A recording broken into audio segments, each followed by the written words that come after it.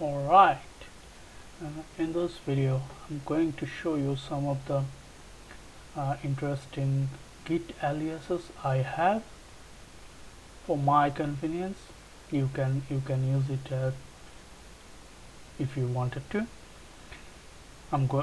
I'll give you the git config file of mine in the description below, so you can pick something if you like from that.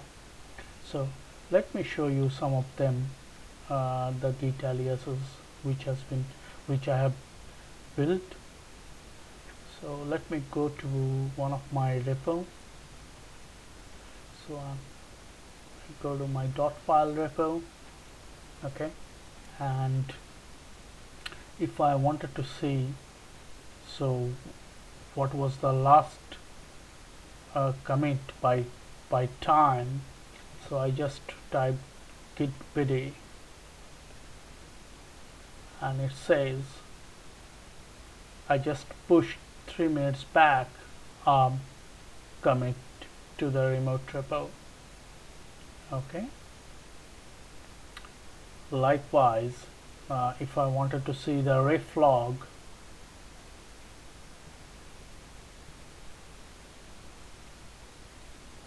show me like this way, but it missing the timestamp when things happen.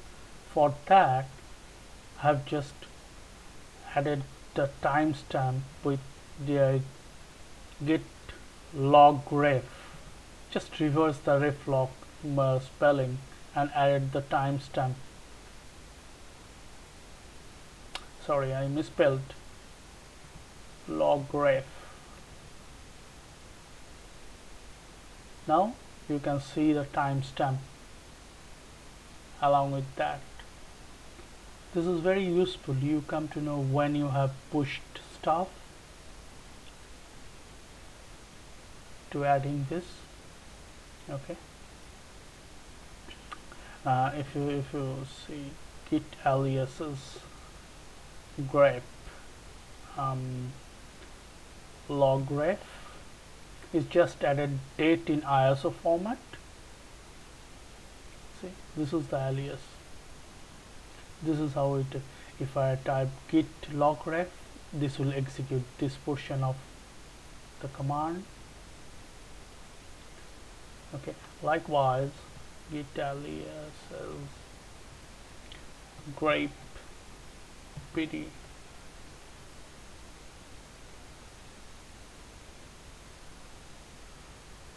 it shows like this.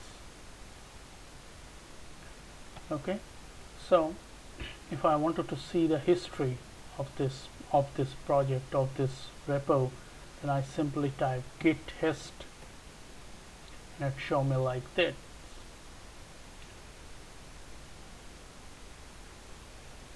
I'm the owner and only committed to this repo. That's why everything is padded with my name.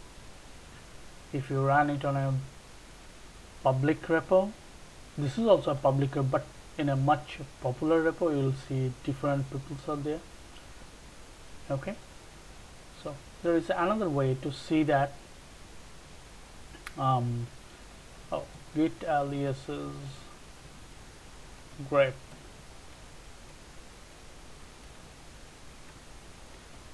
hist. This is how it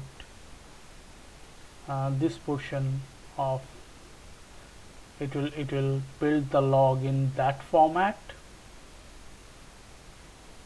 Okay, if I want git, I have few shorthand too in git for the command. Likewise git stat, if I do git graph, it will show me the stuff like this way. Okay, let me show you. Does it have a, no, it probably a bash function I have li.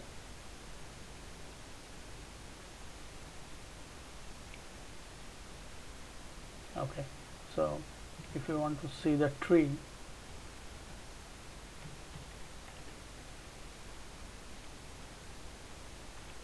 okay,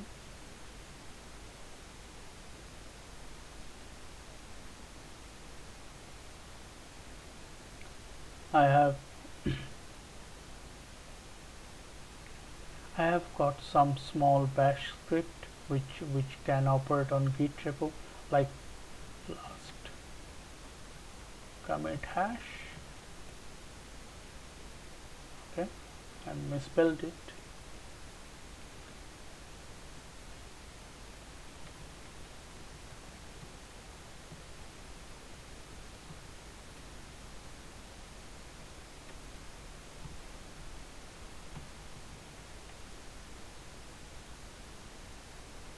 No, okay, sorry. So likewise, here it says these are the alias I have in my git config file. You can have a look at it if you want to, and you can use it and tailor it according to your need. Okay,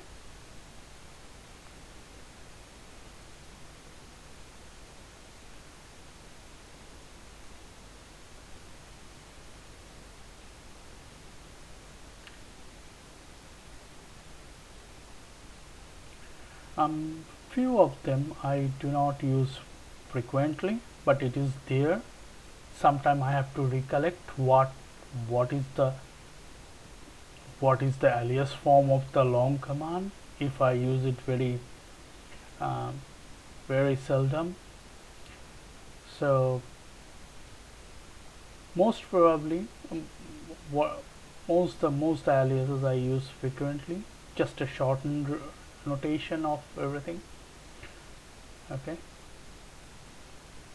so I'll give you the git config file on the description, so you can have a look at it in detail, what each and every alias has to perform or do. Okay, so this is very useful because sometimes you are in a project where you wanted to get some information quick way. Instead, it not happened with only git alias, it happened with the shell alias too. The other side of it is that if you I generally keep the alias name as human as possible. Say if I want, as well as the script file too, so I name it like the purpose of the script. Like say I want to copy something from this directory to that directory, I generally name it copy file from here to here, right? So the moment I run it, so I see the script, I come to know, so okay, this is the intention of the script, it will do the exact same thing what is the name suggests. Likewise, alias names are very important. The name should tell you what is the purpose of that alias. I try to give the alias name as human as possible, which should be quickly recognized what is the purpose of it. The only drawback will be for shell alias or any kind of aliases is that you tend to forget the actual command because your muscle memory becomes so adapted to the shorthand notation, you started to forget what was the actual command running behind it. For that, it sometimes boon to it should you should the alias should fail or you misspelled, so you will go back and check.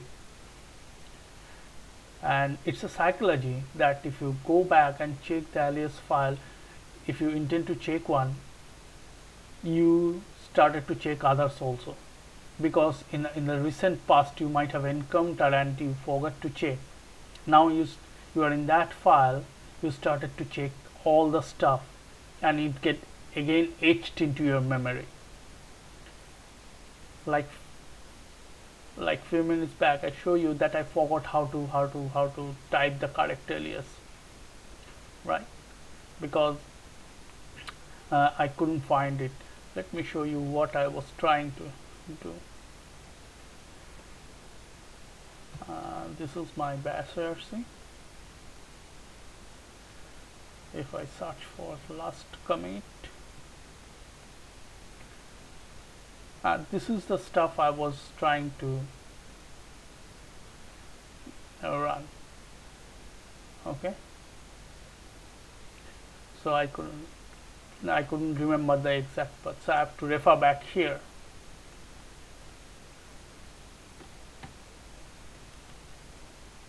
So if I go back again,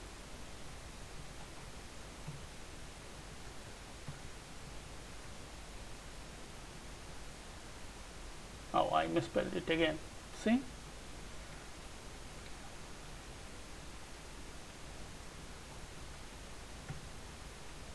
It's basically retrieve the what was the last committed hash in that in this particular repo.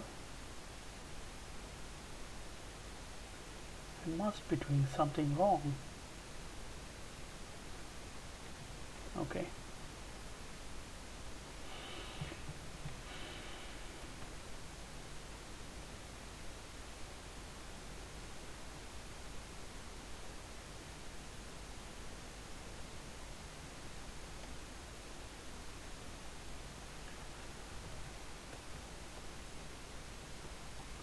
See the struggle?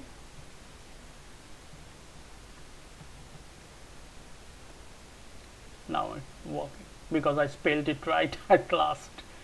So it shows you the last commit I made to this directory.